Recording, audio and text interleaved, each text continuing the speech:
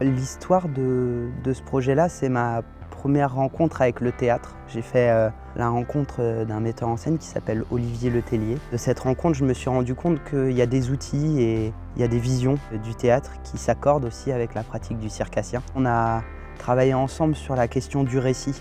Le récit dans le théâtre, mais aussi le récit dans le cirque. Le point commun qu'on avait ensemble, c'est la question du corps. On travaille tous avec le corps.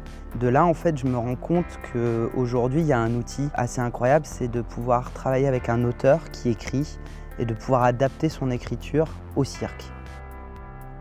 Avec Valia, on a tout de suite réparti les tâches de façon assez évidente. Lui, il va plutôt être tout ce qui est corps, tout ce qui est visuel. Et moi, je me concentre un petit peu plus sur le texte, l'interprétation pour les comédiens, et comment les emmener à jouer et à être comme de vrais acteurs, alors que parfois certains n'ont vraiment jamais joué ou dit de texte sur scène.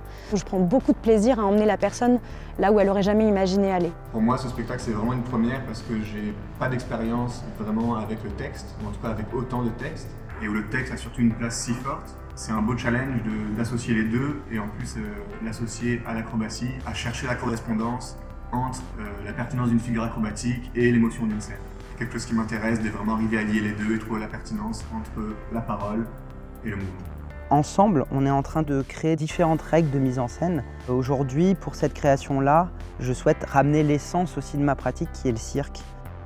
Effectivement, il y a toute une partie qu'on peut raconter avec les corps et qu'on n'a plus besoin de raconter avec les émotions, avec le texte. Et il y a effectivement tout un champ émotionnel et poétique qu'on peut avoir avec le corps et la rencontre de deux corps. Le soleil et l'eau salée lui brûlaient la peau.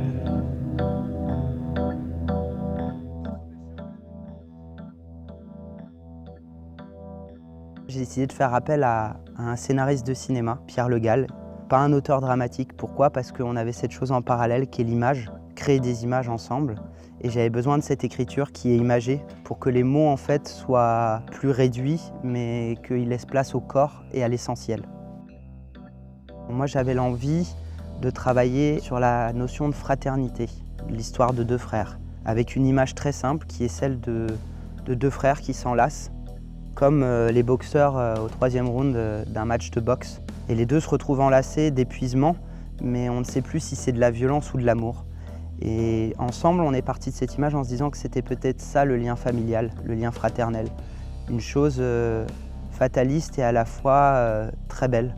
On a tous les deux une histoire avec nos frères, moi et ma sœur aussi, et on la transpose aujourd'hui dans cette histoire. Peut-être comment ensemble, on aurait aimé raconter un peu notre enfance et notre parcours. Quand Valia il me propose ce projet et que je me retrouve avec la première version du texte sous les yeux, je suis aussi touchée simplement parce que moi j'ai deux frères, donc j'ai deux expériences différentes de ce rapport-là fraternel. Ça parle d'amour, l'amour entre deux frères, et c'est vrai que c'est une thématique que je trouve assez intéressante pour la vie, globalement, parler d'amour.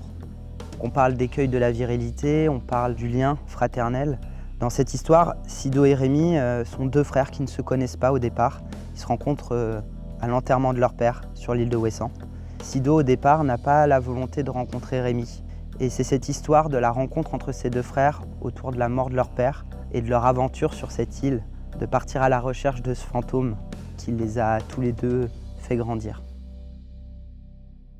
Voir un personnage éclore tout d'un coup sur un plateau, c'est toujours un moment particulier, c'est toujours beaucoup d'émotions.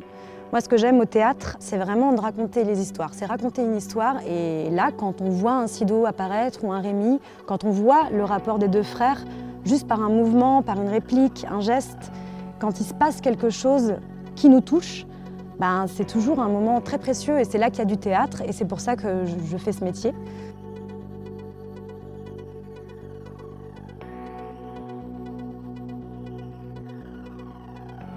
Ce que je ressens, je dirais que c'est un moment de vérité. Et c'est ça qu'on recherche, je crois, quand on vient au théâtre. J'ai rencontré Guillaume, qui est mon partenaire sur ce spectacle. C'est aussi une première pour lui, une forme comme ça. Donc en fait, on est deux à se chercher, à développer notre complicité. Et c'est intéressant de construire entre nous la complicité sur scène au fur et à mesure que la pièce se solidifie et que nos personnages construisent leur relation de demi-frère. Et moi, je connais ça parce que j'ai moi-même un demi-frère qui a 10 ans de plus que moi. Dans tous les écarts de tempérament qu'il a Rémi, j'arrive vraiment bien à me retrouver en fait et j'ai l'impression qu'on est souvent Rémi et Sido dans la vie avec Mika hors plateau. Il y a vraiment vraiment un truc de grand frère, petit frère. Mika, c'est presque mon grand frère à côté, quoi. Même si on se connaît pas depuis très longtemps, j'ai l'impression, enfin moi en tout cas, j'ai l'impression d'avoir trouvé une vraie relation très complice avec lui. Et maintenant, on commence à vraiment se comprendre, à s'encourager, à se défier aussi un peu. Ça nous fait avancer tous les deux vraiment vers le haut. La compagnie Ouna, elle a été fondée autour d'une idée simple, c'est l'idée d'unité. C'est l'idée que je puisse aujourd'hui porter des projets d'écriture et de spectacle à la mise en scène, mais en m'accompagnant des savoirs des autres. C'est de faire d'une certaine façon ensemble un. Aujourd'hui, je pars d'une thématique et je décide d'inviter les personnes qui me semblent les plus justes de mon parcours, mais aussi de mes envies, et les personnes les plus justes pour qu'on s'accompagne ensemble pour aller au bout d'un propos.